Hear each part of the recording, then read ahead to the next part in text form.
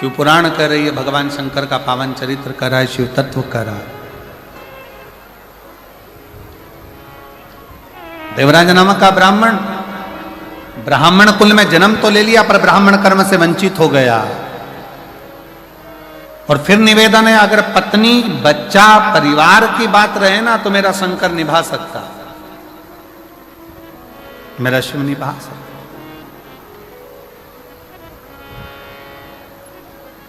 भगवान साथ कब छोड़ता है?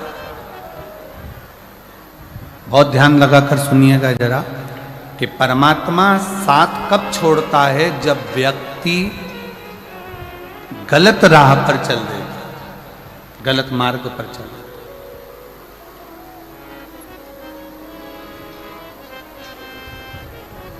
जब वो गलत मार्ग की ओर बढ़ता है, परमात्मा साथ छोड़ देता। देवराज नामक का ब्राह्मण जब तक अपने पत्नी के लिए कमाया, शिव ने साथ दिया। देवराज नाम का ब्राह्मण जब तक अपने बच्चों के लिए कमाया, शिव ने साथ दिया। देवराज नाम का ब्राह्मण जब तक अपने माता पिता के लिए कमाया, शिव ने साथ दिया। देवराज नाम का ब्राह्मण जब तक सत्कर्म की ओर बढ़ता रहा, अपने परिवार, कुटुंब, मित्र, दोस्त सबके लिए कमाया, शंकर ने साथ दिया। पर जब देवराज नाम का ब्राह्मण एक वैश्या का संग पकड़ लिया और वैश्या ने कह दिया कि मुझे राजा के पत्नी के गले में जो हार पड़ा है, वो हार तुझे ला कर देना।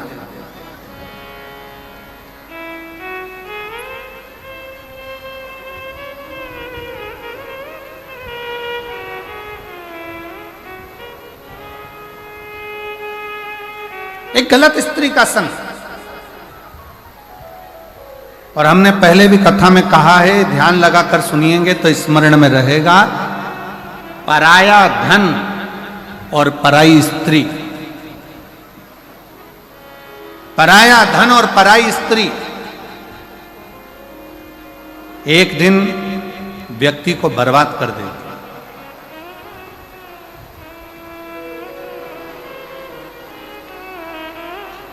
पराया धन और पराई स्त्री एक दिन बर्बादी के सिरे पर ले जाकर छोड़ दे।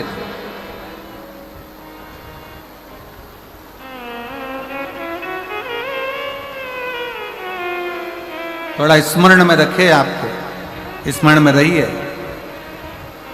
करोड़ों का किसी का धन पड़ा हो ना, किसी का वैभव पड़ा हो, करोड़ों की दौलत पड़ी हो ना, वो किसी काम की नहीं। अगर आपकी है तो आप स्वीकार करिए।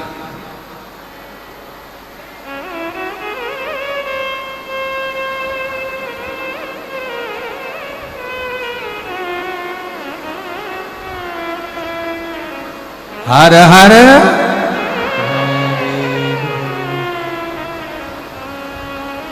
पराया धन और पराई स्त्री अगर स्पर्श मात्र भी हो जाए तो व्यक्ति को बर्बाद करा।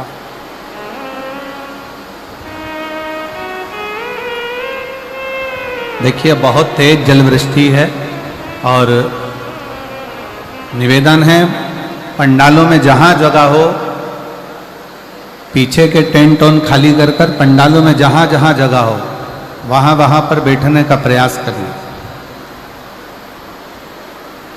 पंडालों के अंदर जहां जहां जगह हो, वहां बैठने का प्रयास करिए। पानी बहुत तेज है। और शंभु शरणे पड़ी मांगो घड़ी रे घड़ी, दुख काटो दया करी दर्शन आपो। शंभु शरण पड़ी मांगो घड़ी रे घड़ी, दुख काटो दया करी दर्शन आपो। शरण पड़ी मांगो घड़ी घड़ी, दुख काटो दया करी दर्शन आपो। शंभो शरण पड़ी मांगो घड़ी रे घड़ी दुख काटो, दया करीने दर्शन आपो, दया करीने दर्शन आपो। शिव कथा कर रही है, भगवान शंकर का चरित्र कर रहा है, शिव महापुराण कथा वर्णन कर रही है। पर धन और पर नारी,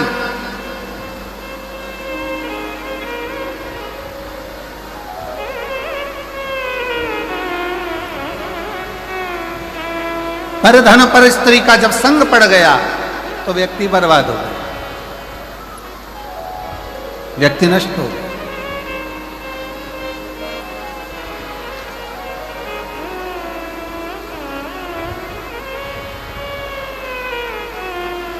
और देवराज के साथ में यही हुआ। घर में सुंदर नारी है, घर में सुंदर बच्चे हैं, घर में बुजुर्ग माता पिता हैं, पूरा घर अच्छे से चल रहा था, कोई चीज की जरूरत देवराज को नहीं पड़ती। पर जब एक वेश्या का संग देवराज को हो गया, उसकी सुंदरता देखकर, उसका चेहरा देखकर, उसकी सुंदरता का गुणगान करते हुए देवराज उस वेश्या का संग जब पकड़ लिया,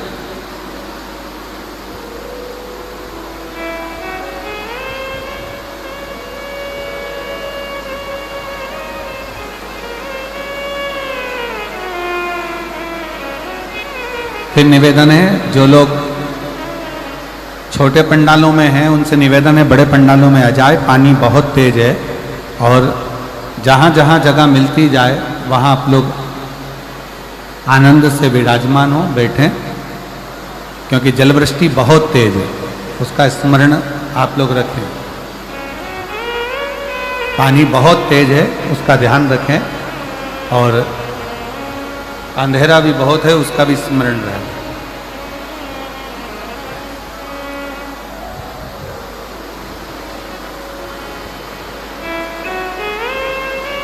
घर में सुंदर नारी है, घर में सुंदर स्त्री है, घर में सुंदर बच्चे हैं, विद्वान बच्चे हैं, घर में बुजुर्ग माता पिता है, पर देवराज नाम का ब्राह्मण एक गलत स्त्री के चक्कर में, गलत नारी के चक्कर में पड़ गया।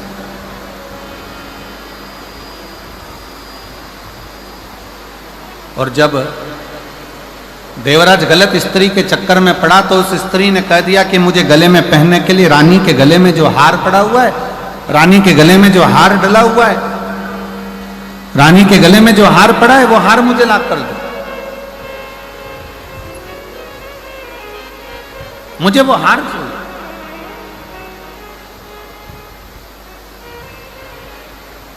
सुना देवराज, अभी तक देवराज ने कभी भी चोरी नहीं करी थी, देवराज ने कभी गलत कर्म नहीं करा था, गलत कृत्य नहीं करा था। केवल एक स्त्री के चक्कर में पड़कर, एक नारी के चक्कर में पड़कर, एक पर स्त्री के चक्कर में पड़कर देवराज ने चोरी का क्रम पहली बार प्रारंभ करा और चोरी करने के लिए राजभवन में पहुंच गए।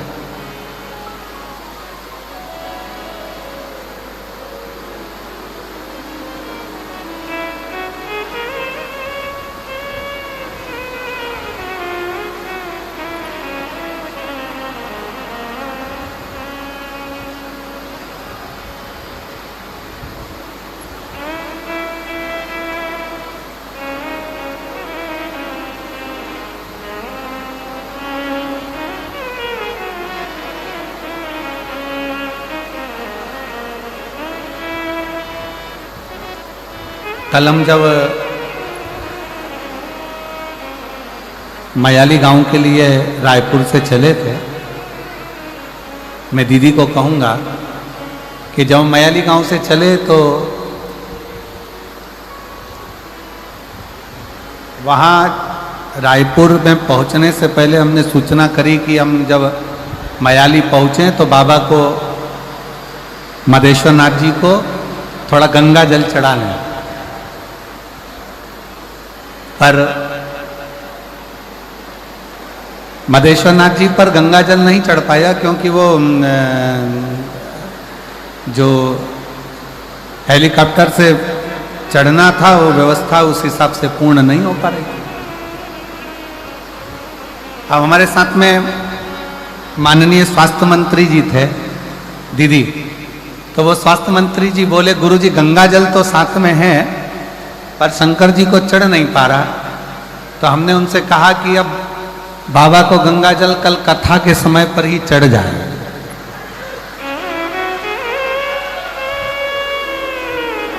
और आज जो ये नज़ारा मदेश्वरनाथ जी का जो दर्शन करने को मिल रहा है, बाबा अपना स्नान खुद गंगा जल से कर रहे हैं, इससे बढ़कर मदेश्वरनाथ का और क्या आनंद है। यही शिव। दोनों हाथ उठाकर एक बार प्रेम से हर हर महादेव। और वो गंगा जल का जो घड़ा है दीदी, वो घड़ा आज भी हम जान ठहरे हुए हैं नांदेकर जी के यहाँ, ऐसा कुछ नाम है उनका, उनके ठहरे, तो वहां गंगा जल का घड़ा आज भी रखा हुआ है। अभी आगे शिव शिव है।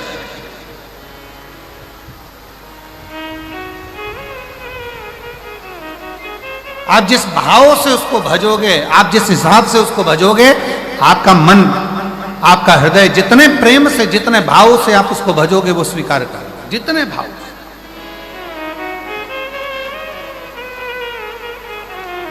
एक स्त्री का संग क्या पकड़ा उस देवराज नामक के ब्राह्मण ने, गलत संगत में पड़ गया, चोरी करने में लग गया, गलत विचारों में आ गया, गलत दृष्टि में आ गया, गलत कार्य में जाने लगा। और हुआ क्या,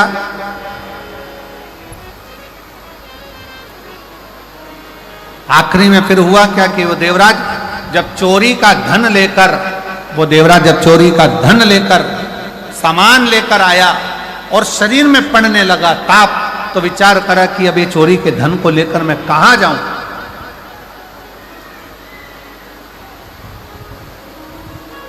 किस जगह पर जाना था, वैश्या के घर, चोरी का धन लेकर पहुंच गया भगवान शंकर के शिवालय में, शंकर के मंदिर।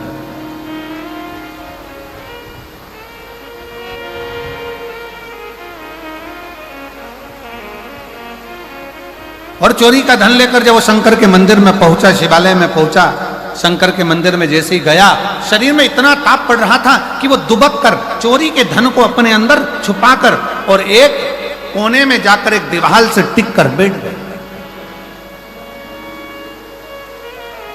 अब देवराज को यह नहीं मालूम कि वो चोरी का जो धन लेकर चला है, वो चोरी का जो धन लेकर पहुंचा है, उसको तो लग रहा था कि कोई साधारण स्थान होगा। ब्राह्मण कुल में जन्म लेकर वो कभी तो मंदिर नहीं गया था, ब्राह्मण कुल में जन्म लेकर कभी वो शिवालय नहीं गया था, ब्राह्मण कुल में जन्म लेने के बाद कभी उसने भगवान का नाम उच्चारण नहीं करा था। पर पहली बार चोरी के धन को लेकर, चोरी के आभूषणों को लेकर वो शंकर के मंदिर में एक दीवार से छुपकर बैठ गए।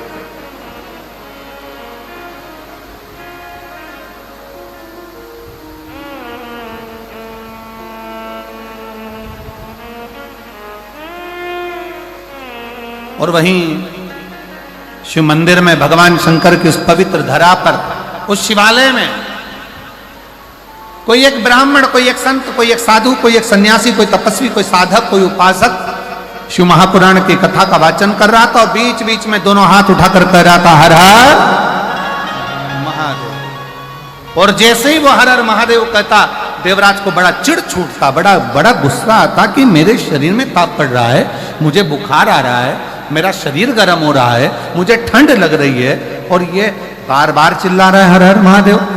देवराज को क्रोध आ गया। शिव कथा कहती है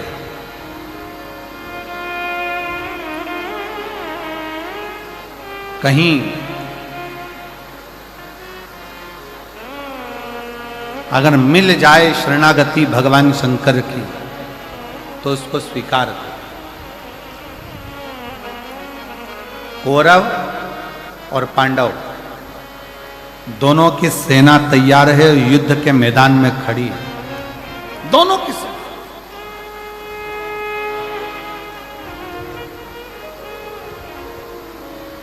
कौरवों की सेना भी खड़ी और पांडवों की सेना भी खड़ी, दोनों मैदान में।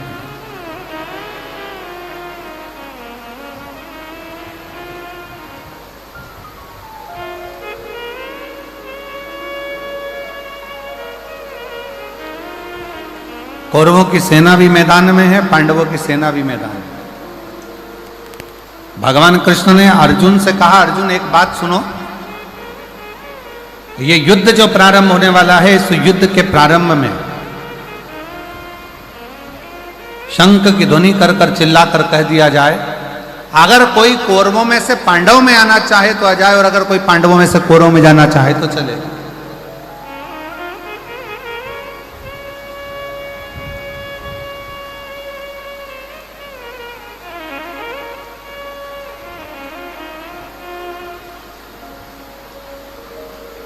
मान लो यदि कोई कौरवों में से पांडवों में आना चाहे तो वो आ सकता,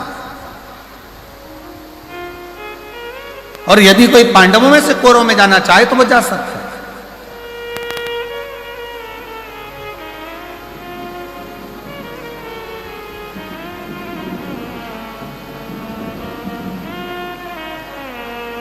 अर्जुन ने शंख का नाद करा, शंख की ध्वनि करी, और शंख का नाद कर कर अर्जुन ने चिल्ला कर कह दिया, यदि कोई कौरवों में से पांडवों में आना चाहे तो वो आए, और यदि कोई पांडवों में से कौरवों में जाना चाहे तो वो जाए।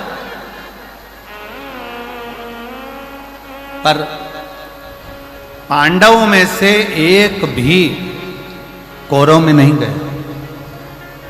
पर हमारा शास्त्र कहता है, महाभारत का चरित्र कहता है,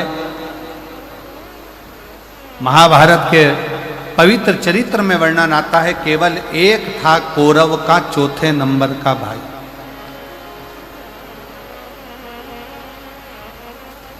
जिसका नाम था विकर्ण। कौरव का चौथे नंबर का भाई था विकर्ण, जो अपने रथ को लेकर आगे आया, अपने रथ को आगे बढ़ाया।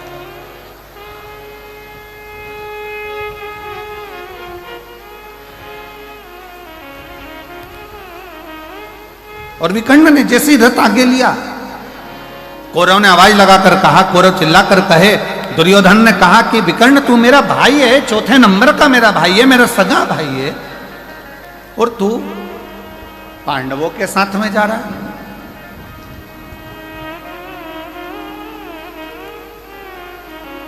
तू मेरा सगा भाई होकर पांडवों की सेना में जा रहा है। विकर्ण मुस्कुराया, थोड़ा रथ और आगे बढ़ाया। फिर दुर्योधन ने कहा, दुशासन ने आवाज लगाकर कहा, विकर्ण तू हमारा भाई होकर, सगा भाई होकर, और तू पांडवों की सेना में जा रहा है। आखिरी में विकर्ण से रहा नहीं गया, और विकर्ण ने कहा, भैया दुर्योधन, भैया दुशासन, सुनो, मैं पांडवों की सेना में नहीं जा रहा हूं, मैं धर्म की लड़ाई लड़ना चाहता हूं, इसलिए मैं पांडवों की सेना में नहीं, जो रथ को हाँक रहे हैं द्वारका नाथ, जो रथ को चला रहे हैं भगवान कृष्ण, विकर्ण कहता है मैं उन कृष्ण की शरणागति में जा रहा हूं। आप ये ना सोचे कि मैं पांडव के पास जा रहा हूं, मैं तो कृष्ण की शरणागति में पहुंचा।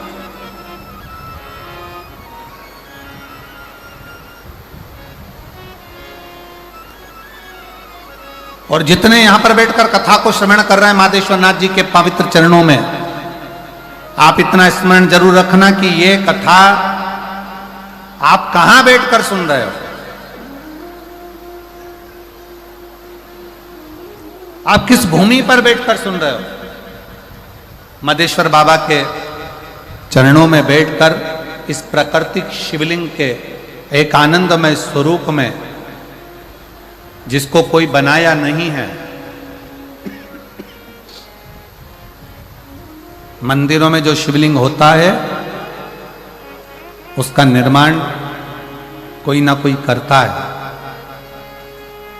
पर आज आप लोगों को प्रसन्नता होना चाहिए कि जिस शिवलिंग के चरणों में बैठकर आप कथा सुन रहे हो, इसको किसी ने गढ़ा नहीं है, इसको किसी ने बनाया नहीं है, ये स्वयं प्रकृति का दिया हुआ वो भगवान शंकर का आनंदमय स्वरूप है जिसके चरणों में बैठकर आप और हम इस कथा का लाभ ले रहे हैं।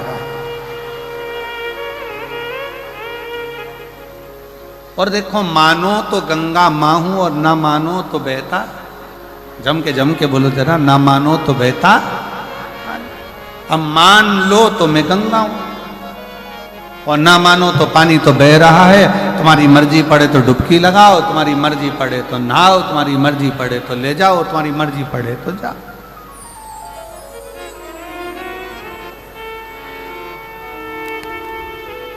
अभी आपके और हमारे ऊपर निर्भर करता है हम क्या माने, कैसे माने और किस भाव से उसको माने।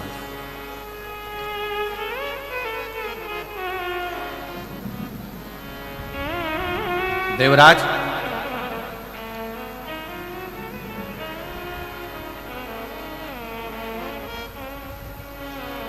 संत ने फिर आवाज लगा, जैसे भी कर्ण अपने रथ को आगे लेकर आ गया और दुर्योधन कहता रहा कि तू मेरा सगा भाई है, तू मेरा अपना है, और तू पांडवों की सेना में जा रहा है, पांडवों की ओर जा रहा है। कहा, मैं कृष्ण की शरणागति में जा रहा हूं, कृष्ण की शरण। और यदि अगर अब तुमसे कोई पूछे, आप लोग यहां कथा सुनने के लिए आए हैं, तो कोई तुमसे कहे कथा सुनने कहां जा रही है, क्यों जा रही है, तो कह देना कथा सुनने के लिए मैं कहीं दूसरी जगह नहीं जा रही, जहां पर मेरे शंकर भगवान स्वयं विराजमान है, कंकर शंकर के रूप में मेरे शिव विराजमान है, ऐसे मदेश्वर नाथ के चरणों में उनके घर कथा श्रवण करने के लिए,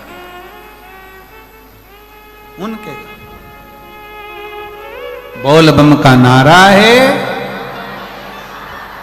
मैं उनके चरणों में कथा श्रवण करने के लिए, मैं कहीं और नहीं।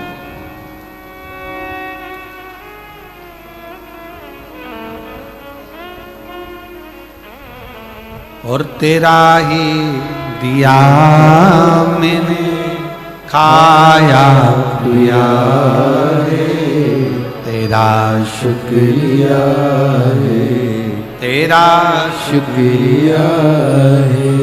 जब हम हृदय से बाबा के चरणों में बैठकर एक बार दिल से बाबा से प्रार्थना करते हैं तो बाबा स्वीकार करता है। एक पत्र है बड़ा सुंदर, देखिए,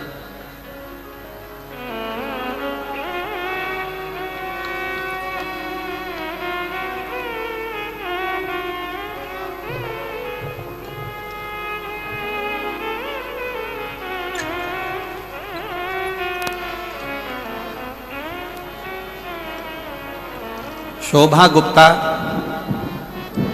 निवासी बंदचुआ, जिला जशपुर, छत्तीसगढ़ की निवासी हूँ। कहीं बैठी हो तो हाथ हिला सकती हैं, आप कहीं हैं, आ जाओ आ जाओ, एक बेलपत्र ले जाना, आ जाइए।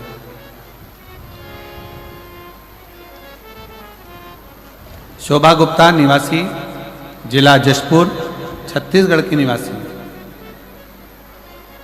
पत्र को आप लोग एलईडी पर पढ़ सकते हैं, पत्र एलईडी पर दिख रहा।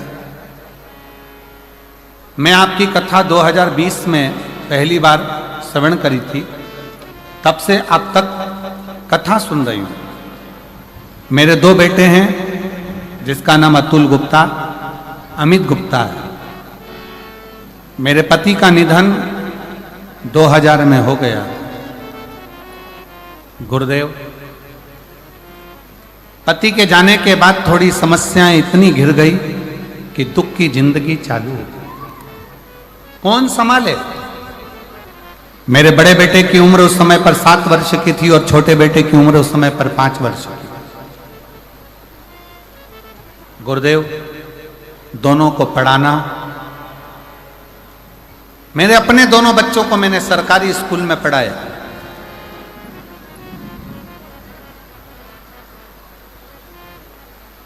मैं दीदी आपको धन्यवाद देता हूं।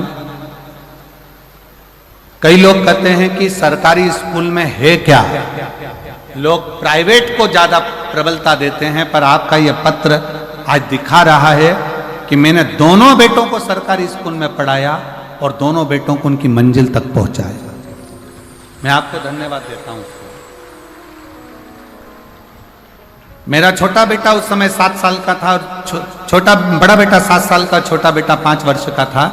दोनों को सरकारी स्कूल में पढ़ाते पढ़ाते बड़े बेटे ने देखा कि मेरी माँ बहुत दुखी है, घर में कछु नहीं खाने का भी, बहुत तकलीफ की जिंदगी है। तो बड़ा बेटा पढ़ाई करते करते करते करते दुकान खोल ली और दुकान चलाने लगा। अब ऐसा लगता था कि भगवान ने थोड़ा सा हाथ पकड़ा। गुरुदेव, लोग कहते हैं शिव महापुराण की कथा सुनने से होता क्या है? मैं कहती हूं मेरा पहले का जो 2000 में पति गए, उसके बाद का जो जीवन कटा वो संघर्ष का कटा। पर जब से 2020 से कथा सुनना प्रारंभ करी, आज मैं छाती ठोक कर कहती हूं कि मैं जो बाबा से मांगती हूं बाबा मुझे पहले प्रदान कर देता। गुरुदेव, बच्चे ने दुकान चलाई, दुकान में तकलीफ आई, धीरे धीरे बालक ने फिर चलाई और आज बाबा की कृपा से उसकी दुकान जम गई। उसी बड़े बेटे ने छोटे बेटे को और पढ़ाया और पढ़ाते पढ़ाते बेटे ने एग्जाम दिया, पर उसका कोशिश सफल नहीं हुआ। मैंने अपने बच्चे से कहा चिंता मत कर, अपन दोनों पशुपतिनाथ का व्रत करते हैं। और मेरे बेटे ने और मैंने दोनों ने पशुपति व्रत किया। बाबा की कृपा से रायपुर में जाकर मैंने पंडाल में बैठकर कथा को श्रवण करा और बाबा से वहां पर भी बैठकर निवेदन करा, बाबा मेरा एक बेटा तो दुकान कर रहा है पर दूसरा बेटा पढ़ाई में लगा है और ऐसी कृपा कर दे कि उसकी सरकारी नौकरी लग जाए। आज मैं बाबा को धन्यवाद देने के लिए आई हूं। आज मेरा बेटा सूरजपुर जिला में फूड इंस्पेक्टर के पद पर नियुक्त हो गया है। मैं बाबा को धन्यवाद देने के लिए। और गुरुजी, एक पत्र और नीचे लिख रही हूं। मेरे बेटे का दोस्त जिसकी शादी को 12 साल हो गए थे, उसको संतान का सुख नहीं था। मैंने उसको पशुपतिनाथ का व्रत और सफेद आंकड़े की जड़ के बारे में बताया और 12 साल के बाद मेरे बेटे के दोस्त के घर में पुत्र रत्न की प्राप्ति हुई। मैं बाबा को धन्यवाद देने के लिए यहाँ आई।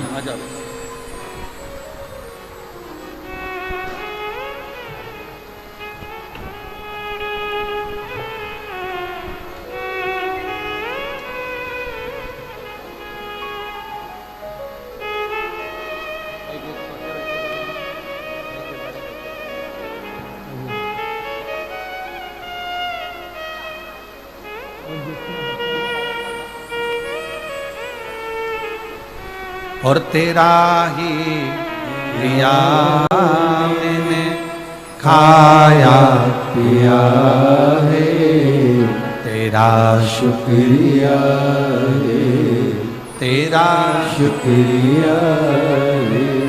मुझे भोले बाबा ने बहुत दे दिया है, तेरा शुक्रिया है, तेरा शुक्रिया है। आपका मेहनत, आपकी लगन, आपका परिश्रम, जिस दिन आपने विचार कर लिया कि मैं पढ़ाई कर रहा हूं और उच्चता में एक आनंद के साथ एक लक्ष्य बनाकर कर रहा हूं, तो दुनिया में किसी की सामर्थ्यता नहीं कि आपको पीछे हटा। आप अपने लक्ष्य में आगे बढ़ोगे। हमने पहले भी कथा में कहा, आज फिर कहते हैं, माता के गर्भ से भी अगर किसी का जन्म हुआ है ना, तो हंसते हुए नहीं हुआ है, हंसते हुए नहीं हुआ है। माता के गर्भ से भी अगर किसी का जन्म हुआ है तो वो रोते हुए हुआ है। और स्वयं रामचरितमानस में तुलसी बाबा ने लिख दिया, माता कौशल्या जी राम जी का जब दर्शन करती हैं तो उसी समय पर कहती हैं, माता पुनि बोली सोमति डोली तजऊ तात यह रूपा, कि जय शिशुलीला अति प्रिय शीला यह सुख परम अनुपा। सुनी वचन सुजाना रोदन ठाना। इस संसार सागर में जन्म लिया है तो शिव महापुराण की कथा कहती है, रामचरितमानस कहती है कि संसार में जन्म लेने के बाद थोड़ा ना थोड़ा दुख तो आपकी जिंदगी में आएगा ही, थोड़ा ना थोड़ा दुख अपनी जिंदगी में आएगा ही।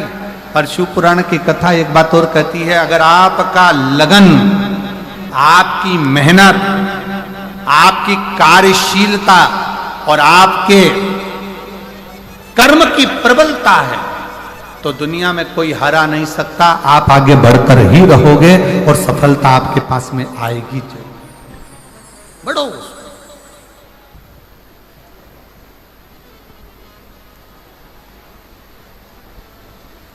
सफलता मिलती है।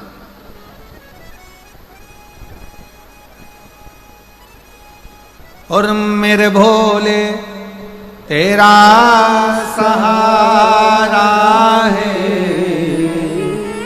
मेरे भोले तेरा सहारा है, मेरी नैया का तू किनारा है, मेरी नैया का तू किनारा है। मेरे बाबा तुझे पुकारा है, मेरे बाबा तुझे पुकारा है, मेरी नैया का तू किनारा है, मेरी नैया का तू किनारा है। शिव कथा कर रही है, भगवान शंकर का संवाद कर रहा है, शिव महापुराण का चरित्र कर रहा है।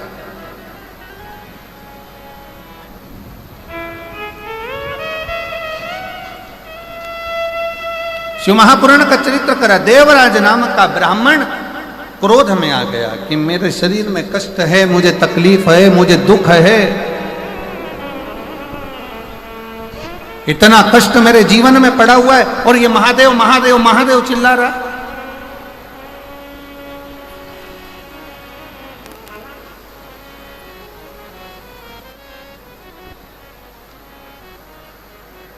सुना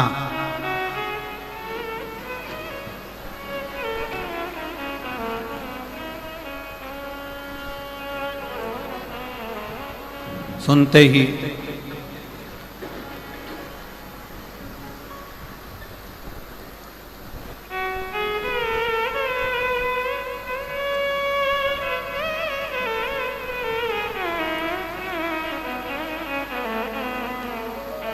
श्रवण करते ही क्रोध में आकर देवराज मंदिर से बाहर निकल गए। क्रोध में आकर मंदिर से बाहर,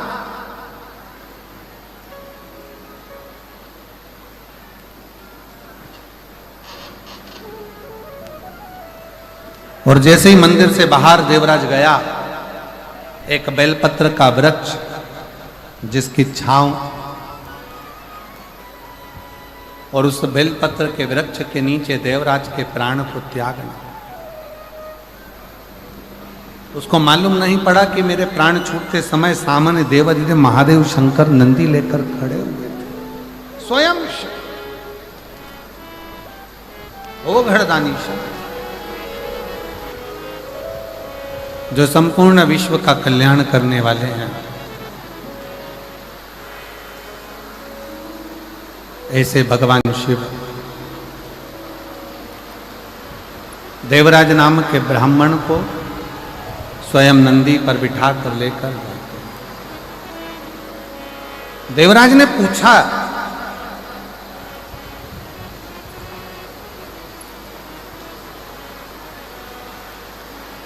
देवराज के मन में एक संशय जागृत हुआ कि मैंने कभी भजन नहीं किया, ना मैंने कभी दान करा, ना पुण्य करा, ना संकीर्तन करा, ना कभी शंकर भगवान को एक लोटा जल समर्पित करा।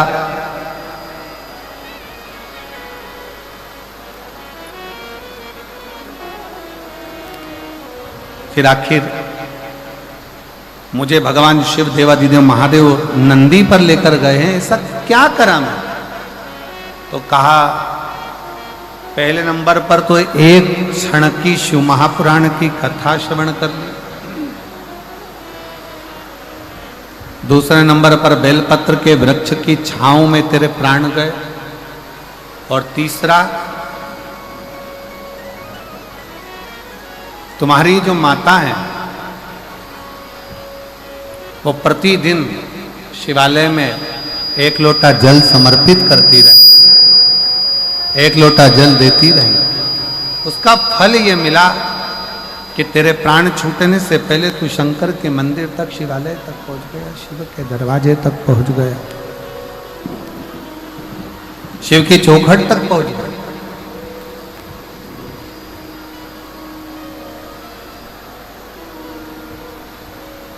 शंकर के मंदिर तक, शिवालय तक तू पहुंच गया।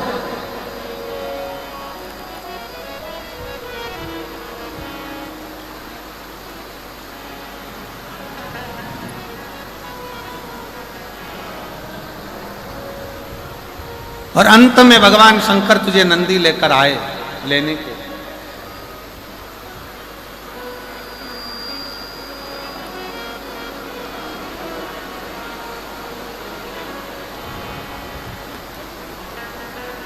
भले कुछ ना किया हो जीवन में,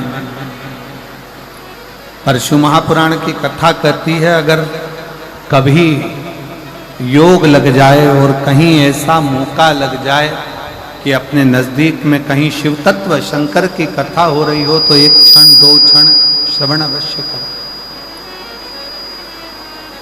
पहुंच कर कथा का लाभ अवश्य।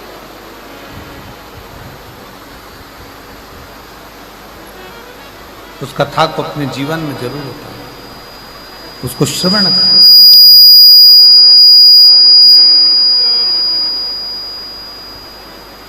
अपने जीवन में उसको उतारो। शिव महापुराण की कथा देवराज नामक का ब्राह्मण श्रवण करें, सुने।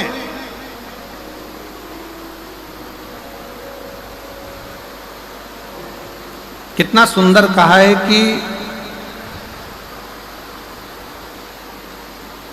डॉक्टर के पास में हड्डी या नस में जो अकड़ हो जाती है उसको समाप्त करने की दवा डॉक्टर के पास होती है।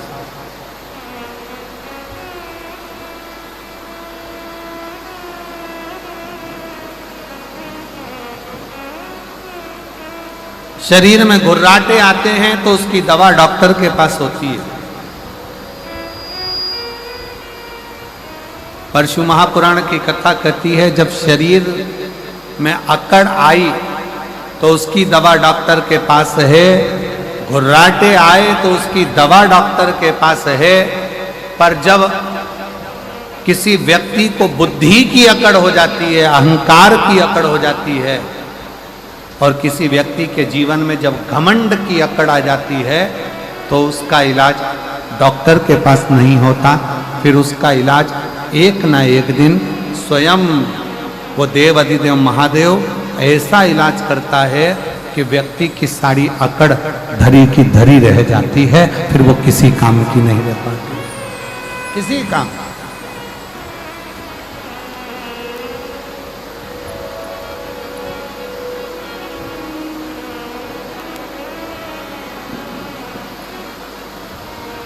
फिर वो किसी कर्म की नहीं, वो किसी काम की।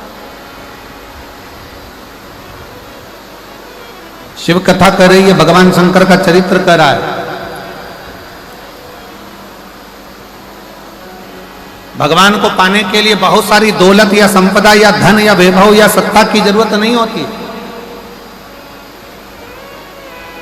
कोई तुमसे कहे भगवान को 56 भोग लगाओ तो भगवान को 56 भोग की भी जरूरत नहीं होती।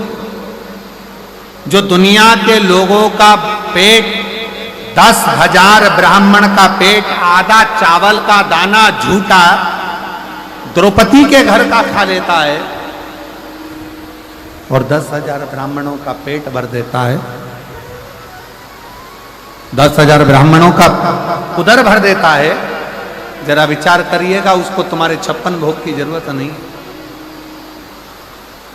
कोई कहे कि भगवान को पीतांबर दे दो, भगवान को अंबर दे दो, भगवान को वस्त्र दे दो, भगवान प्रसन्न हो जाएंगे। जो एक उंगली उठाकर द्रौपदी को 9,999 वस्त्र दे सकता है, उसको तुम्हारे वस्त्र की भी जरूरत नहीं। और जो स्वयं रत्नाकर का जमाई हो, समुद्र का जो दामाद हो, जिसके चरणों में स्वयं लक्ष्मी विराजमान हो, उसको तुम्हारी संपदा तुम्हारे रतन, तुम्हारे माणिक, तुम्हारी मोती, तुम्हारी औषधि की भी जरूरत नहीं। फिर उसको चाहिए क्या? ना उसे तुमसे वस्त्र चाहिए, ना आभूषण चाहिए, ना रतन चाहिए, ना माणिक मोती चाहिए। ये जो दुनिया के लोग हैं ना, जो भगवान को बदनाम करते हैं ना, वो हमेशा एक ही बात करते हैं, तुम्हारे भगवान को तो ये चाहिए, तुम्हारे भगवान को तो 56 भोग चाहिए, तुम्हारे भगवान को तो पीताम्बर चाहिए, तुम्हारे भगवान को तो अंबर चाहिए, तुम्हारे भगवान को तो ये चाहिए। जो सनातन धर्म पर आक्षेप लगाने वाले होते हैं, हिंदू धर्म पर आक्षेप लगाने वाले होते हैं, वो हमेशा कहते हैं तुम्हारे भगवान को ये चाहिए, तुम्हारे भगवान को वो चाहिए। पर शिव महापुराण की कथा कहती है मेरे शंकर भगवान को, कहीं शिव पुराण में ये नहीं लिखा कि शंकर भगवान को तुम्हारा वस्त्र चाहिए, या तुम्हारा आभूषण चाहिए, या तुम्हारा रतन चाहिए, या तुम्हारा माणिक चाहिए। शिव महापुराण में केवल एक चीज लिखी है कि भगवान शंकर को तुम्हारा मन, तुम्हारा दिल, तुम्हारा हृदय चाहिए। निर्मल मन सो मोहे, तुम्हारा धन वैभव नहीं।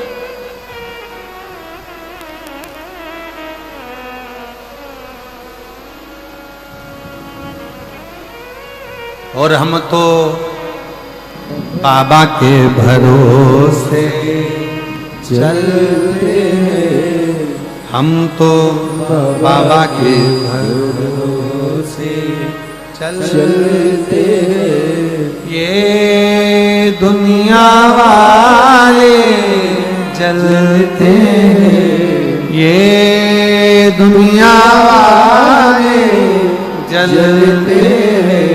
हम तो बाबा के भरोसे चलते हैं, हम तो बाबा के भरोसे चलते हैं। शिव कथा कर रही है, भगवान शंकर का संवाद कर रहा है। शंकर भगवान को ना तुम्हारा रतन चाहिए, शंकर भगवान को ना तुम्हारा अंबर चाहिए, शंकर भगवान को ना तुम्हारा पीताम्बर चाहिए, शंकर भगवान को ना तुम्हारा माणिक चाहिए, शंकर भगवान को ना तुम्हारा मोती चाहिए, शंकर भगवान को ना तुम्हारी दौलत चाहिए। शिव पुराण कहती है शंकर भगवान को केवल एक चाहिए, वो तुम्हारा हृदय, तुम्हारा दिल, तुम्हारा मन, तुम्हारा चित्त, तुम्हारी वृत्ति, केवल एक।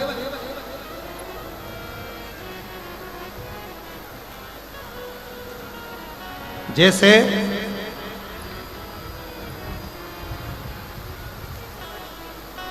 आज की पत्नी को कैसा पति चाहिए?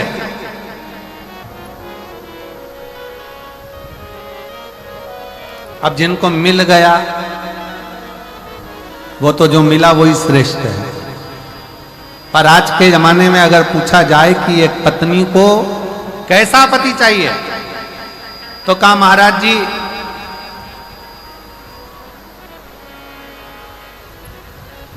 पर्स में माया हो, सुंदर काया हो। अरे जम के तो बोलो जरा, आज की स्त्री को कैसा पति चाहिए कि पर्स में जम के बोलो जरा, माया हो, सुंदर काया हो, घर में काम करने वाली आया हो।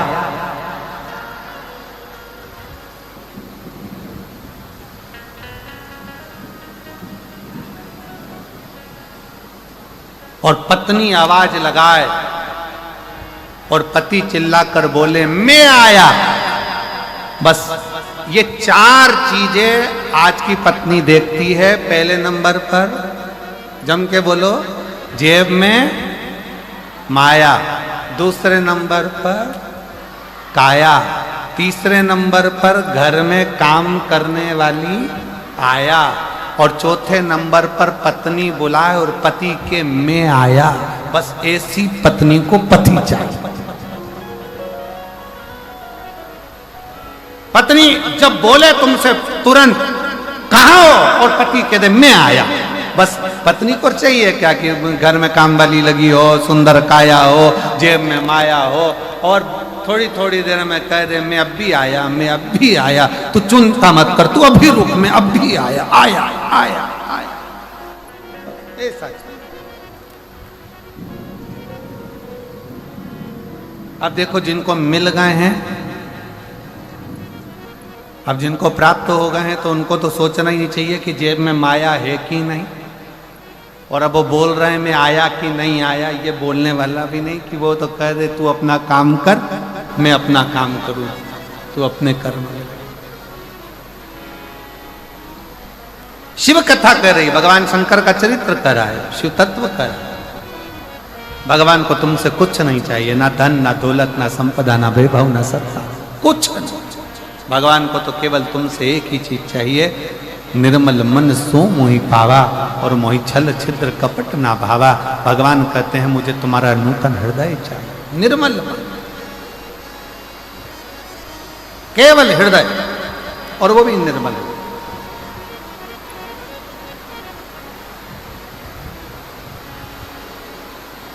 और देखो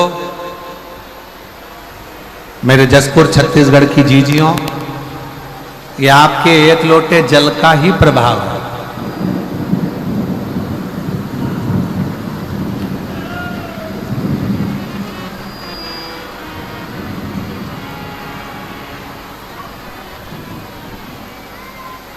अच्छा बोलो, ईमानदारी से बोलो रे जसपुर वालों, आप इतने बड़े मेरे मदेश्वर महादेव का अभिषेक कर सकते थे क्या?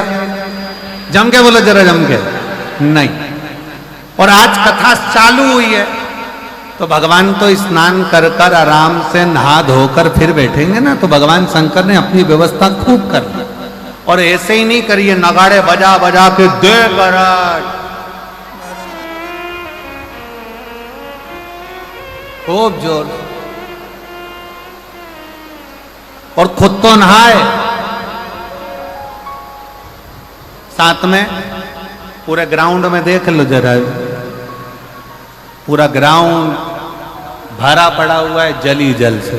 और मैं आपको भी नमन करता हूं, आपकी भक्ति को नमन करता हूं, जो दिल से आपने कथा चालू हुई तब से लेकर अभी तक लगातार बारिश हो रही है, लगातार बादल गरज रहे हैं और हवा चल रही है। उस बीच में आप लोग इतने प्रेम से, हम कहेंगे टीवी पर जितने लोग कथा देख रहे हैं, जरा देखो नजारा कि कितना कितना पानी लगातार पंडालों में बह रहा है, तो भी आप लोगों की अविरल भक्ति, शिव तत्व आपके हृदय में विराजमान।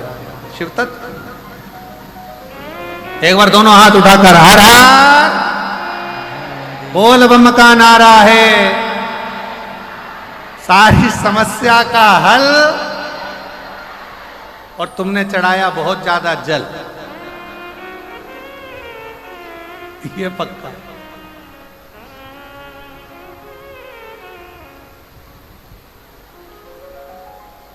शिव कथा कर रही है, भगवान शंकर का चरित्र। आगे वर्णन आया, एक बिंदुक नाम का ब्राह्मण था जिसकी धर्म पत्नी का नाम चंचुला,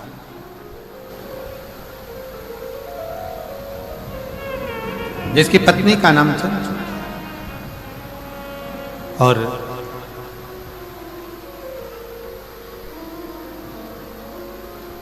बिंदुक भी गलत कार्य में पड़कर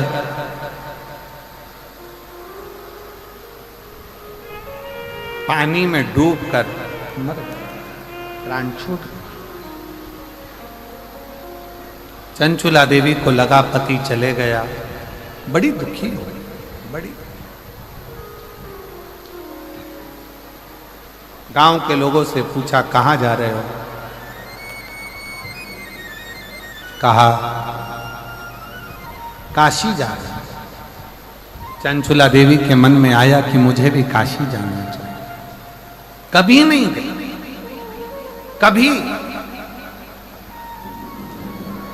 शिव महापुराण की कथा कर रही है, जीवन में अगर मन में भाव प्रकट हो जाए तुम्हारे कि मैं आज तक काशी नहीं गई, मैं आज तक कथा पंडाल में कथा श्रवण नहीं करने गई, नहीं गई, मैं आज तक बाबा धाम नहीं गई, बाबा बैद्यनाथ जी का दर्शन करने नहीं गई, तो शिव महापुराण की कथा कहती है जीवन में एक बार ऐसा लक्ष्य बनाओ कि बाबा तू ऐसी कृपा करना, करुणा सागर है, कृपालु है, दयालु है, दया सागर शिव, कि मैं भी कथा के पंडाल में बैठकर कथा सुनूं और मैं भी तेरा दर्शन करने के लिए काशी तक, मैं भी तेरा दर्शन करने के लिए कुबेरेश्वर धाम तक आ सकूं। ऐसी कृपा कोई पुण्य हमारे और आपके, जो हम शंकर तक पहुंचे, शिव तक। और देखिए अभी आपको कहा था कि जो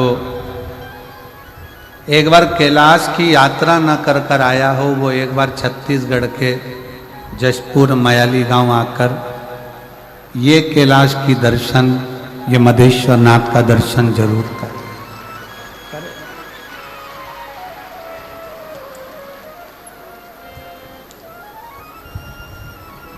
पूरे 7 दिन में,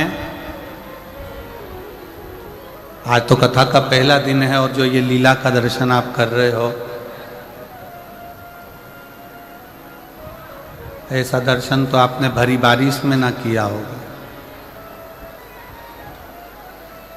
तो भगवान शिव की इस अनुपम लीला का दर्शन,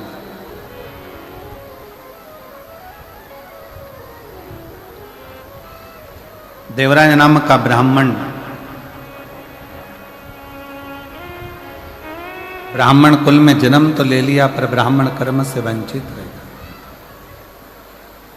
भगवान से प्रार्थना करना कि अगर हमें जन्म दिया है सनातन धर्म में, हिंदू धर्म में, तो हम वो सनातन धर्म हिंदू धर्म में प्रयास करें कि अपने जीवन को हम सार्थक बनाएं, भटके ना, गलत मार्ग पर ना जाए, गलत विचारों में ना जाए, गलत दृष्टि में ना जाए, गलत भावों में ना जाए। कई कई संसार में ऐसे भी जन्म हैं, किसी को भगवान ने एक नेत्र नहीं दिए, किसी को आंखों की रोशनी नहीं दी, कोई कोई ऐसा जन्मा जिसको श्रवण शक्ति नहीं दी, कोई कोई ऐसा जन्मा कि जिसको भगवान ने वाणी नहीं दी, कोई कोई ऐसा जन्मा जिसको भगवान ने चरण नहीं दिया, कोई ऐसा जन्मा जिसको भगवान ने हाथ नहीं दिया, कोई ऐसा जन्मा जिसको भगवान ने बुद्धि नहीं दी, कोई ऐसा जन्मा जिसको भगवान ने विवेक नहीं दिया। पर भगवान ने अगर तुम्हारा शरीर पूरा दिया है, पांव दिए, हाथ दिए, नेत्र दिए, श्रवण दिया, वाणी दी, सोचने समझने की बुद्धि दी, तो भगवान को धन्यवाद देना कि तेरी कृपा बड़ी हम पर है जो तूने हमें पूर्ण शरीर दिया। ये तेरी कृपा से मिला।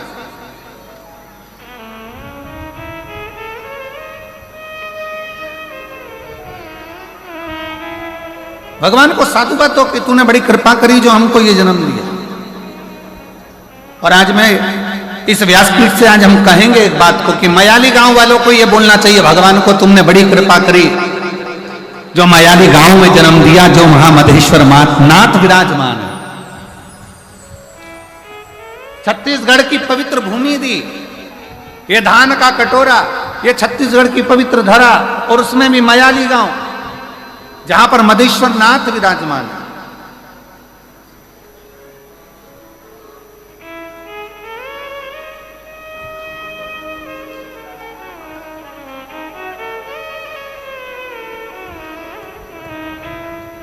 ये तेरी कृपा से मिला है, तेरी दया से मिला है, तेरी करुणा से मिला है। और उसमें भी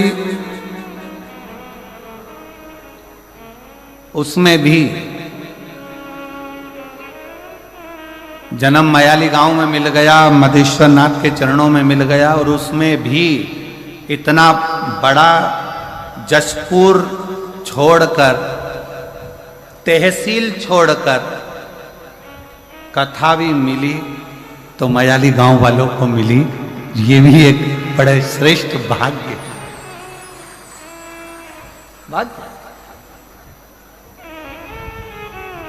हर हर, दोनों हाथ उठाकर जरा हर हर।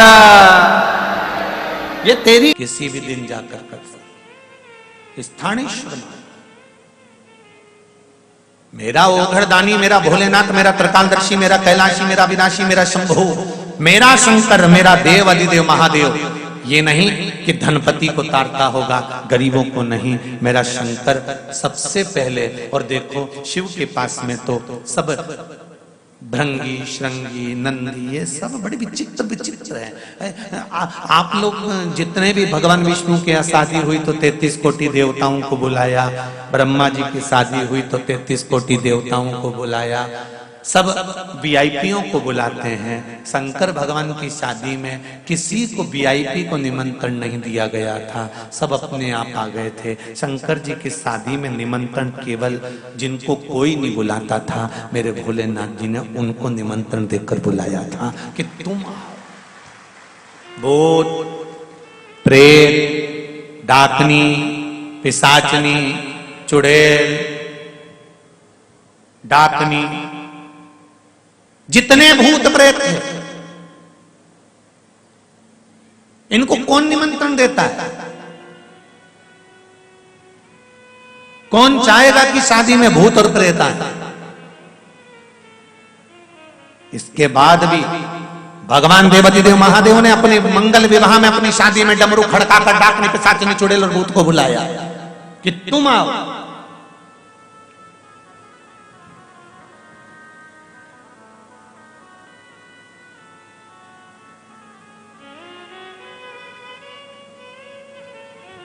जब भोजन बच जाता है शादी का, तब गरीबों में बांटा जाता है।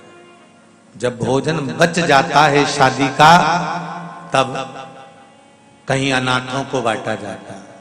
जब भोजन बच जाता है शादी का, तब किसी अनाथालय में, किसी आश्रम में जाकर बांटा जाता है। जब भोजन बच जाता है शादी का, तब किसी भिक्षुक के पास जाकर बांटा जाता है। शंकर भगवान ने मन में सोचा, आखिरी में भोजन जाना वहीं पर है, इसलिए आमंत्रण उन्हीं को दिया जाए जो प्रेम से पा सकते हैं।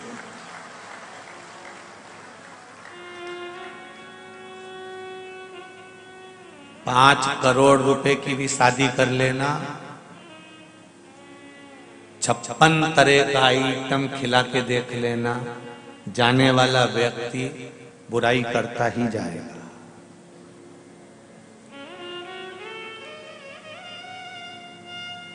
नहीं करोगे तो भी बुराई करेगा, और करोगे बोलो तो भी बुराई करेगा। बहुत पैसे वाला व्यक्ति, बहुत करोड़पति व्यक्ति अपने लड़के की शादी में अगर 1 रुपया खर्च ना करे, अपनी बेटी की शादी में ठन्नी खर्च ना करे, तो दुनिया के लोग कह देंगे, अरे कितना है, कहीं छाती पे बांध के मरेगा, किसी को नहीं खिलाया। और अगर करोड़पति व्यक्ति अपने बेटे की शादी में, बेटी की शादी में खूब खर्चा करे, तो भी लोग कह देंगे, खूब आराम का आ रहा है, खूब आ रहा है, अब तो लुटाएगा कैसे, एक ही तो औलाद है, नहीं लुटाएगा तो क्या करेगा।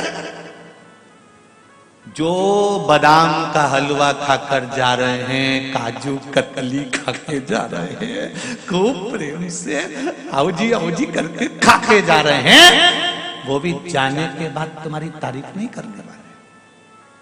पर किसी भूखे को एक बार बिठाकर प्रेम से, दिल से एक निवाला खिलाकर देखना, जिंदगी भर याद रखेगा, जिंदगी भर नहीं भूलेगा वो।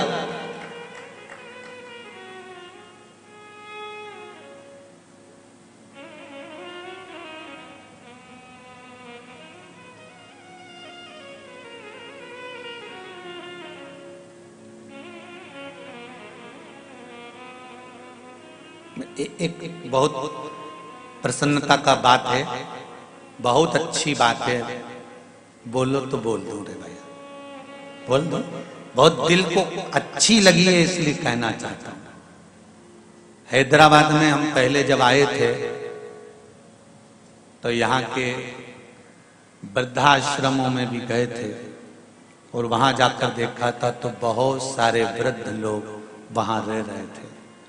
पर अब की बार जब वृद्धाश्रम की सूचनाएं हमने प्राप्त करी, तो सूचना मिली कि जितने वृद्ध थे उन लोगों को उनके बच्चे लेकर चले गए, थोड़े से बच्चे। बहुत बहुत धन्यवाद मेरे नवयुवक बेटे और बेटियों को, और बहुओं को, और बच्चों को। दिल से बधाइयां देता हूं आपको, दिल से आशीर्वाद और दिल से बधाइयां देता हूं कि वृद्धाश्रम में अब बूढ़े कम हो गए हैं, उसके लिए आपको धन्यवाद है, बहुत बहुत धन्यवाद। जहां वृद्धाश्रम में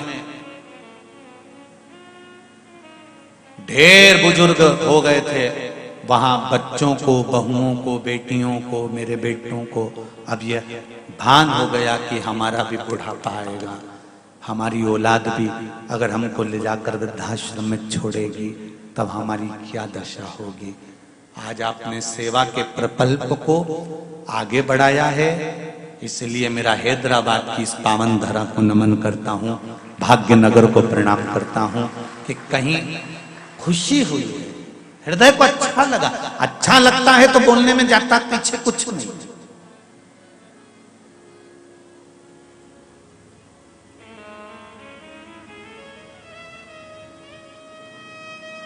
अब करो सेवा। आप 1 करोड़ की शादी करो, 5 करोड़ की शादी करो, 50 लाख की शादी करो, 40 लाख की शादी करो, तुम्हारी मर्जी पड़े, पूरी दुनिया का धन लुटा दो, हमें मतलब नहीं है। हमारा तो इतना सा कहना है कि उस शादी में से थोड़ा सा रुपया निकाल कर कहीं गरीबों के बीच में पहुंचकर, साधारणता के व्यक्ति के बीच में पहुंचकर, या हम ये भी नहीं कहेंगे कि तुम दूसरी जगह खर्च करो, अपनी समाज में भी अगर कोई थोड़ा सा भी डाउन है तो प्रयास करना कि उसकी बेटी या उसके बेटे की पढ़ाई या उसके लिए कुछ अच्छा करने का प्रयास हम करें, जिससे हमको जीवन में सुख मिले, हमें अपने जीवन में एक आनंद की अनुभूति मिले। हम दूसरी जगह का नहीं कहते कि आप वहां जाकर दे दो या वहां जाकर दे दो, हम तो ये भी कहेंगे कि दिल से करो, बस जो कुछ करना है इस हृदय चित्त से, इस आनंद से करो। शंकर भगवान ने कहा भगवान कृष्ण से, कन्हैया इस भूमि पर स्थानेश्वर महादेव के रूप में मैं पूजा जाऊंगा, और सुनो कृष्ण, कुरुक्षेत्र की ये पावन धरा, जिस धरा पर अगर संसार का मनुष्य आकर एक बार भी स्थानेश्वर महादेव का दर्शन करता है या स्थानेश्वर महादेव पर एक अक्षत का दाना भी समर्पित करता है, तो सुनो, एक कृष्ण वो जन्म और मरण के सारे जीवन काल के 84 के चक्कर से छूटकर भगवान नारायण के धाम वैकुंठ में जाकर विराजमान हो जाएगा। स्थानेश्वर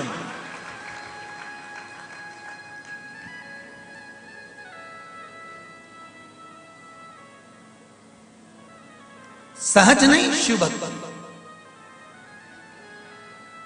सरल नहीं है। शंकर भगवान की भक्ति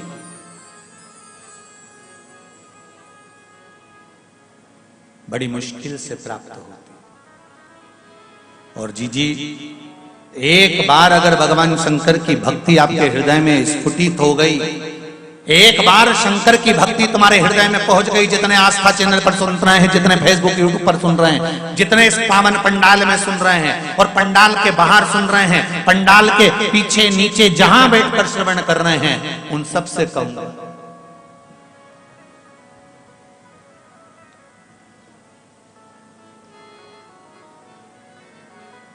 ये इस एसी के पंडाल में आज जगह नहीं, तो बाहेती परिवार ने व्यवस्था करी कहीं बाहर नीचे साइड में पीछे कि कहीं लोग आराम से बैठकर कथा कर तत्व ग्रहण कर ले।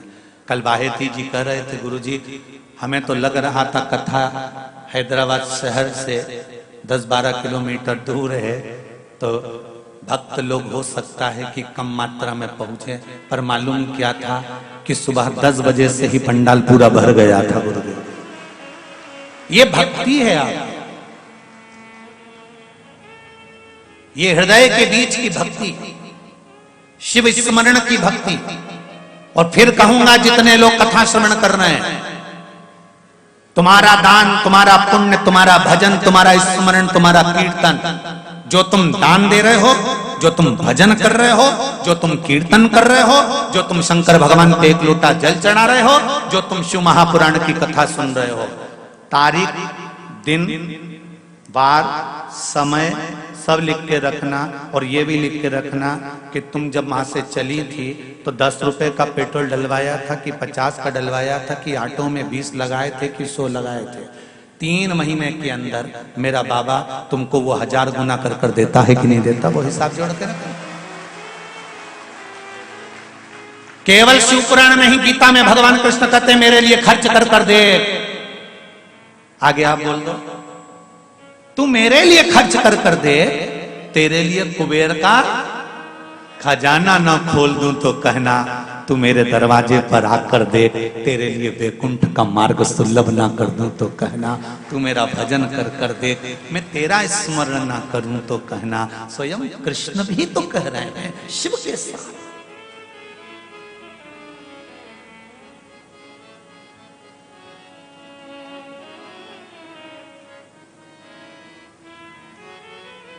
भाग्यशाली है बायती परिवार।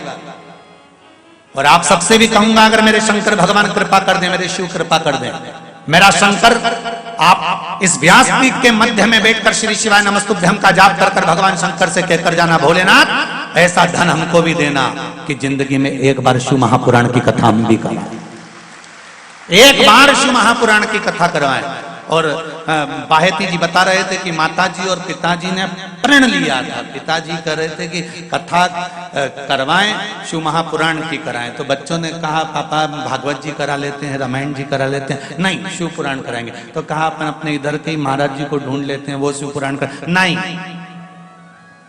करूं तो मैं माता पिता को भी नमन करता हूं कि आपकी दृढ़ता थी और बड़ी दृढ़ता थी, इसलिए देवाधिदेव महादेव ने यहां बुला लिया। एक पत्र आया है बड़ा सुंदर, देखिए कितना भाव लिखा उसमें।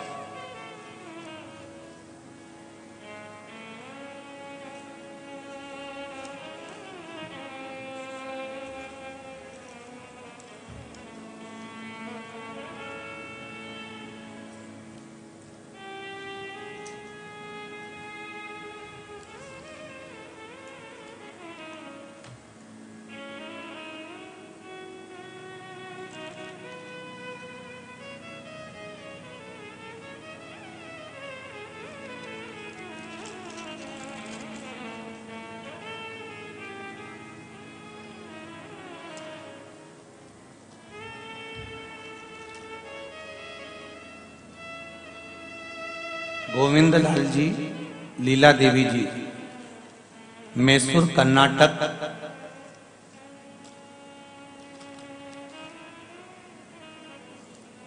कहाँ बैठे हैं आप? ही हैं? दोनों हाथ हिला दो एक बार। हर हर महादेव। आपने लिखा है माता जी,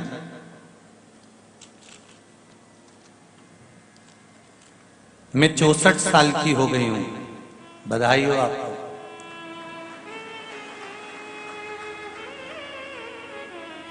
ऐसे ही मुस्कुराते रहिए, जिंदगी के हर पड़ाव पर आपकी प्रसन्नता और आपकी स्माइल ऐसी ही रहना चाहिए। चाहे कितने भी उम्र बढ़ती जाए, पर दिल अपना शिव से लगा होना चाहिए। मैं 64 साल की हो गई हूं। मैंने पहली बार सोमनाथ, द्वारका, नागेश्वर सब यात्राएं करी हैं। गुरुदेव ओमकारेश्वर होते हुए सीहोर रुद्राक्ष लेने आई थी। गनगौर के दिन थे, सीहोर में थे। मेरे पति देव को नींद नहीं आती थी और बीपी थी।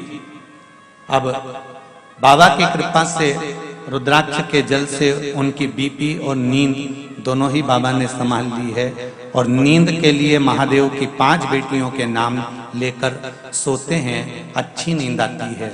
जया, विषहरा, शामरीवारी, दौतली और देव, ये शंकर भगवान की 5 बेटियां हैं जो गंगा के जल से प्रकट हुई थी।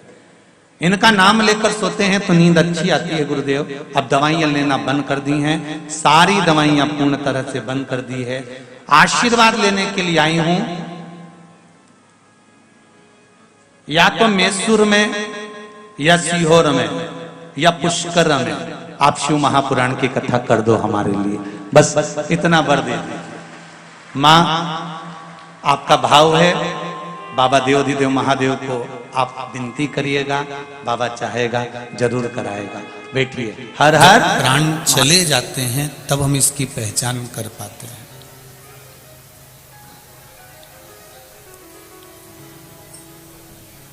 नौकरी रहती है, सर्विस रहती है, तब हमारे सिग्नेचर की कीमत होती है। जितने लोग भी नौकरी करते हैं, चाहे वो जिस भी जगह पर नौकरी कर रहे हैं, चाहे बैंक में करें, चाहे प्रशासन की कहीं पर भी आप प्राइवेट करें, चाहे सरकारी करें, नौकरी की कीमत जब तक आपकी 60 वर्ष की आयु है, 62-63 की आयु है, जब तक गवर्नमेंट आपको रिटायर नहीं करती तब तक आपके कीमत सिग्नेचर की कीमत होती है। बोलो रीजी जी हो, सही है। उस साइन की, उस सिग्नेचर की कीमत है। और रिटायरमेंट होने के बाद आप उसी कुर्सी पर जाकर बैठोगे तो कोई बैठने नहीं देगा। रिटायरमेंट होने के बाद में आप अगर वहाँ जाकर सिग्नेचर भी करोगे तो उसकी कोई कीमत नहीं होगी। रिटायरमेंट होने के बाद अपना साइन भी करोगे, उस जगह पर बैठकर घंटों बैठे रहोगे तो भी कोई कीमत नहीं होगी। अर्थात जब तक आपकी नौकरी है, सर्विस है, 60 वर्ष के, 62-63 के नहीं हो जाते तब तक आपके साइन की कीमत बनी हुई है। और उसके बाद में फिर आपके साइन की कोई कीमत नहीं है। जैसे 60 वर्ष की आयु तक, 65 वर्ष की आयु तक नौकरी के समय पर साइन की कीमत होती है, उसी तरह जब तक हमारे भीतर ये 21,600 श्वास रोज निकल रही है तब तक इस शरीर की कीमत है। इसके बाद इसकी कोई कीमत नहीं,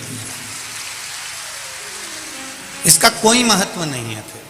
फिर शरीर बेकार हो गया, फिर शरीर की कोई महत्वता नहीं रही।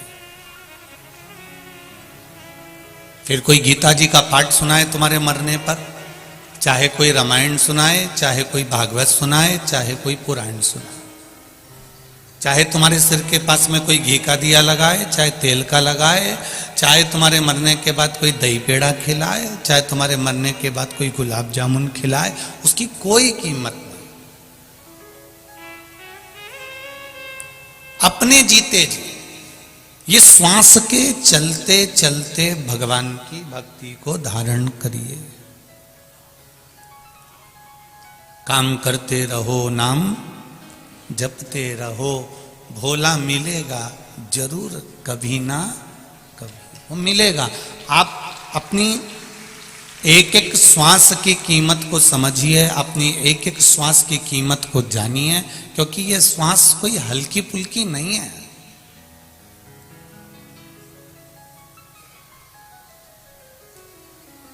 चार बांस, 4 कंधे और 40 कंडे तो कोई भी दे देगा। कितने बांस? जम के बोलो जरा।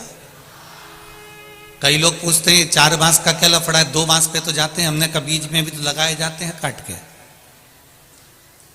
2 तो उसी के काम आते हैं जो काट के बीच बीच में बनाए जाती है अर्थी और ले जाया जाता है। 4 बांस, 4 कंधे और 40 कंडे। गाय के गोबर के जो कंडे होते हैं वो 40 से ज्यादा लगते ही नहीं है। इससे ज्यादा तुम जाके देख लेना, कोई ना अभी तक 150-200 लगाए हो तो बता दो। यहां तो अर्थी जलाने वाले, चिता जलाने वाले भी इतने चतुर होते हैं कि वो अंदाजा लगा लेते हैं, अरे हल्की बॉडी है, लिया 2 कुंटल लकड़ी बस बहुत है, और कंडा लिया 25-50 बस बहुत है, हो गया। लिया 10-20 कंडा उठा।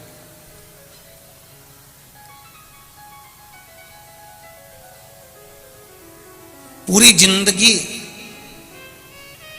हमने इसी में निकाल दी कि मेरे परिवार वाले मुझे 4 कंधा देंगे, पूरे परिवार वाले मुझे 4 बांस देंगे, पूरे परिवार वाले मुझे 40 कंडे देंगे। ये समझौता करने में हमने अपनी जिंदगी निकाल दी। जोड़ जोड़ के जोड़ जोड़ के जोड़ जोड़ के बच्चों के लिए कर दिया और बहुओं के लिए कर दिया, परिवार के लिए कर दिया, पर अपने लिए कभी नहीं करा। वो तो आपको धन्यवाद है, आपने जिंदगी भर जो कमाया, दुकान पर, फैक्ट्री पर, ऑफिस में, नौकरी में, सर्विस में, वो अपने पत्नी और बच्चों के लिए कमाया। पर आज 3 घंटे की ये कथा में बैठकर जो कमा रहे हो, ये अपने लिए कमा रहे हो, किसी दूसरे के लिए कमाई नहीं कर रहे। और इसको भी अपनी सत्यता में जीने का प्रयास करें।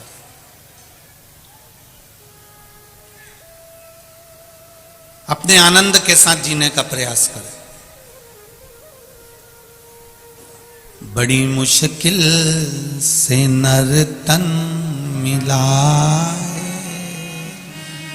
ये गंवाने के काबिल नहीं है। ध्यान हरि का हृदय से न भूलो, ये भुलाने के काबिल नहीं है। इतनी मुश्किल से ये मानव की देह मिली है, इतनी मुश्किल से ये मनुष्य का शरीर मिला है, और इसको हम यूं ही गंवा दें तो हमारा जीवन व्यर्थ है। पड़ोसन के यहां बैठो ना तो सोचना कि आज मैंने अपना समय बर्बाद कर दिया। रिश्तेदारों के यहां बैठो तो समझ लेना कि आपने अपना समय बर्बाद कर दिया। कहीं गलत जगह पर बैठो तो समझ लेना कि समय बर्बाद कर दिया। पर कभी टीवी खोलकर आस्था चैनल के सामने शिव महापुराण की कथा या पंडाल में बैठकर या मोबाइल के सम्मुख में कथा सुनो तो समझ लेना कि मैंने कौन सा पुण्य करा था जो आज मेरे सामने ये शिव महापुराण की कथा सम्मुख में आ गई। हमारी कीमत भगवत भजन से। अभी तुम यहां से निकलो, बाहर जाओ, बहुत सारी दुकान लगी हैं। चाय पूछना कितने की है, कितने की चाय? 10 रुपए की। ओहो,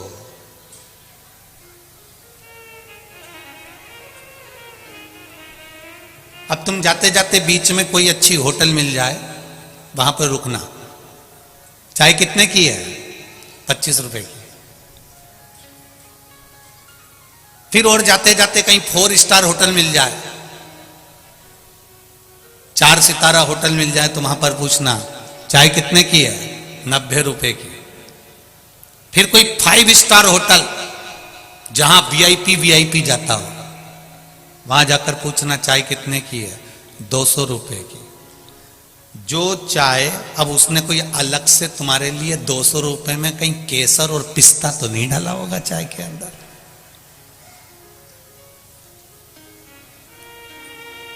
चाय वही है, कप भी वही है, गिलास भी वही है, पीने वाला भी वही है।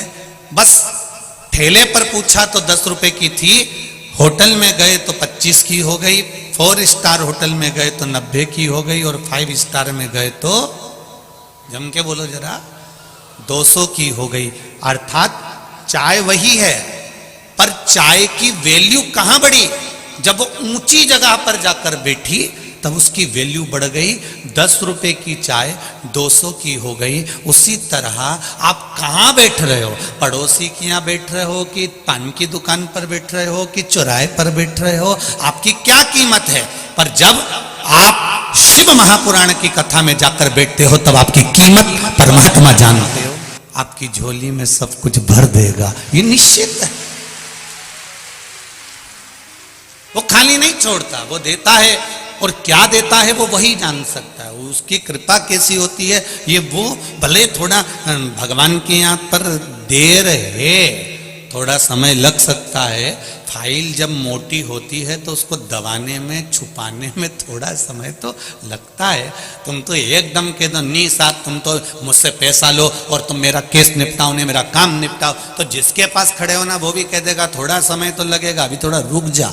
एकदम नहीं कर सकता, एकदम कर दिया तो लोग मुझे निगल जाएंगे, इसलिए थोड़ा फाइल को दबाने में, छुपाने में थोड़ा समय लगता है। उसी तरह परमात्मा के पास भोलेनाथ जी का हाथ तुमने पकड़ा है, शंकर जी की शरणागति लिए, शिव के चरणों में तुम गए हो, और तुम्हारा दुख बड़ा भारी है, तुम्हारा कष्ट बड़ा भारी है, पूर्व का किया गया पाप बड़ा भारी है। उस पाप को काटने में शंकर भगवान को भी तो वहां बैठे हैं शिव पंचायत में। जैसे हमारे यहाँ पंचायत लगती है तो वहां भी तो पंचायत लगती है, उनको भी तो जवाब देना पड़ता है कि भोलेनाथ जी तुम ये क्या कर रहे हो, ब्रह्मा जी तुम ये क्या कर रहे हो, भगवान विष्णु तुम क्या कर रहे हो। सबके सामने शंकर भगवान को भी जवाब देना पड़ता है कि इसका दुख तुमने कैसे काट दिया। इसकी किस्मत में तो दुख लिखा हुआ था, इसकी किस्मत में तो रोना लिखा हुआ था, इसकी किस्मत में तो ठोकर लिखी हुई थी, फिर आपने इसको कैसे तार दिया। तब शंकर भगवान कहेंगे कि भैया देख, फाइल उठा ले, इसने मेरे पशुपति व्रत करे थे, 5 सोमवार आई थी, बीच में मैंने सोचा था व्रत छोड़ देगी, इसलिए इसके घर के आसपास में मैंने किसी को निपटा भी दिया था। निपटाया तो ये 1 महीना व्रत नहीं कर पाई, फिर चालू कर दिए इसने, पीछा नहीं छोड़ी मेरे, इसलिए मुझे फाइल को दबाना पड़ा और इसको पार लगाना पड़ा। ये शिव है या वो घड़ी है?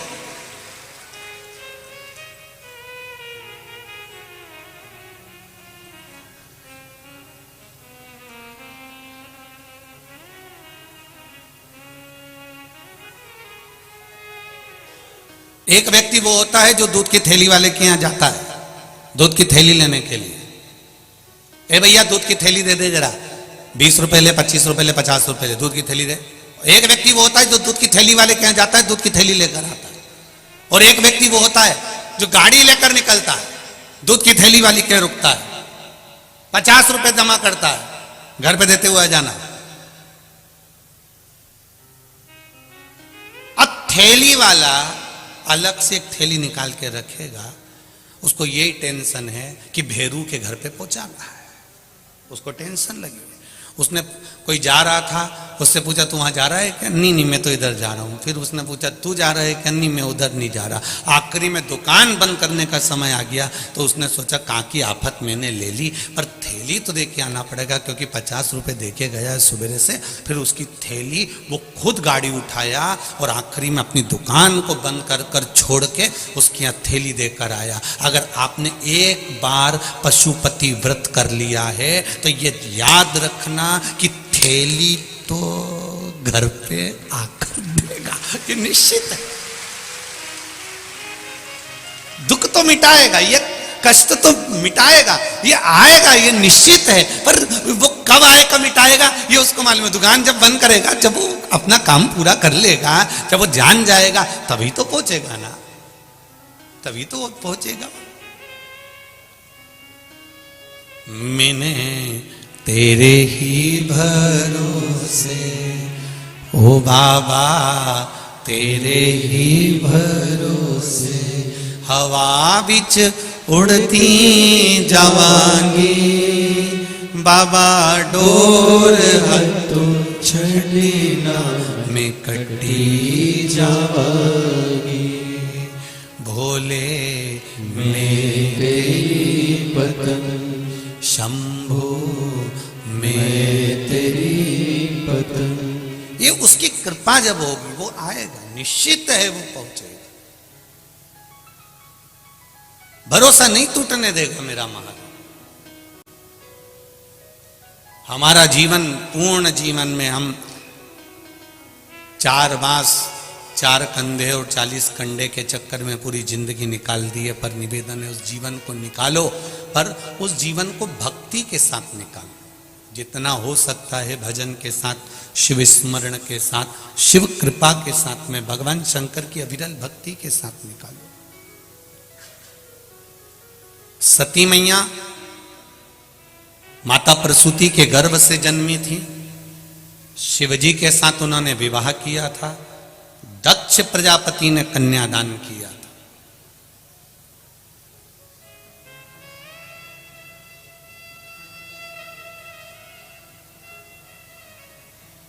अब दक्ष प्रजापति ने कन्यादान करा, इसके बाद भी अपने जमाई से इतना बैर क्यों है?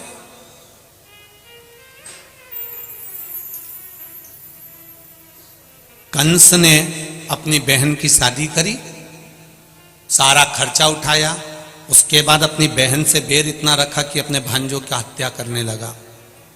सुनिए ना भागवत जी, कारण क्या था? केवल एक आकाशवाणी हुई थी और उस आकाशवाणी में कह दिया गया था कंस इस देवकी का 8वां पुत्र तेरी मृत्यु का कारण बने, 8वां पुत्र तेरी मृत्यु का कारण बने। 8वां पुत्र, जरा विचार करिए। कंस का इतना प्रेम था अपनी बहन के साथ में, इतना स्नेह था, उसके बाद में भी उसको अपनी बहन से बैर कर लिया। और दक्ष प्रजापति का सती के प्रति प्रति कितना प्रेम था कि माँ जगतजननी की आराधना कर रहा है दक्ष प्रजापति, माँ दुर्गा की आराधना कर रहा है दक्ष प्रजापति, और देवी जी प्रसन्न होकर बोलती है मांग दक्ष तुझे क्या चाहिए। दक्ष कहता है मेरे घर में एक बेटी हो जाए। तो माँ जगतजननी कहती है तेरे घर में पहले से 60 लड़कियां जन्म ले चुकी हैं, तेरे घर में 60 कन्याओं ने पहले से जन्म ले चुकी हैं, 60 कन्याओं का जन्म हो चुका है, और 60 बेटियां जन्म लेने के बाद फिर लड़की मांग रहा, फिर बेटी मांग रहा। अरे जरा विवेक रखो दक्ष प्रजापति, इतनी लड़कियां होने के बाद तो लोग लड़का मांगते हैं और तू लड़की मांग रहा। दक्ष प्रजापति कहते हैं मां बेटा एक कुल को तारता है और बेटी 2 कुल को तार देती है, 2 कुल को बेटियां तारती। पर मेरा बेटियों से एक निवेदन हर पल हर घड़ी हर क्षण रहा है, जिन माता और पिता ने तुम्हारी परवरिश में पूरी जिंदगी निकाल दी, तुम्हें अच्छा कॉलेज, अच्छा स्कूल, अच्छी एजुकेशन दी है, कपड़े पहनने के लिए मना नहीं करा,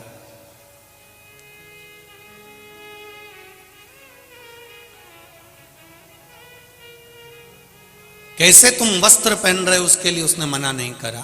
बस मेरा बेटियों से इतना सा निवेदन है कि अपने माता पिता को कन्यादान का मौका जरूर देना, उसको वंचित मत रख देना, उसको कन्यादान का मौका दीजिए।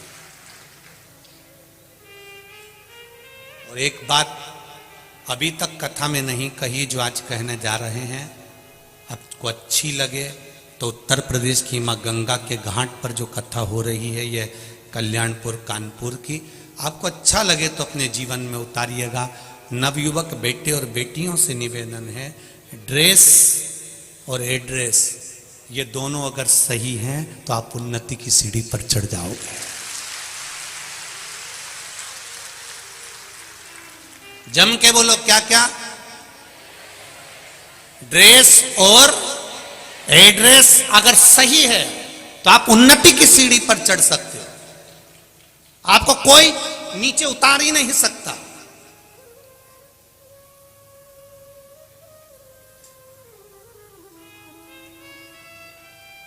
आपका ड्रेस और एड्रेस अच्छा रखिए, सही रखिए, आप उन्नति की सीढ़ी पर चढ़ते जाओगे। आप अगर देखो कोई व्यक्ति अगर एक भजिए की दुकान खोल ले और उसकी ड्रेस इतनी गंदी हो, इतनी गंदी हो, उसके पास में मक्खी भी न कर रही हो, तो तुम में से एक भी उसके पास में भजिया खाने नहीं जाएगा। और अगर वही भजिए की दुकान पर उसने ड्रेस अच्छी पहन के रखी है, भले छोटी सी दुकान है, ठेले की दुकान है, और भोजन बना रहा है, भजिया बना रहा है और कोई मक्खी नहीं और सब अच्छा है, तो फिर ढेर भीड़ लगी होगी। किसी किसी ठेले पर, चाट की दुकान पर ढेर भीड़ लगी होती है, क्योंकि वो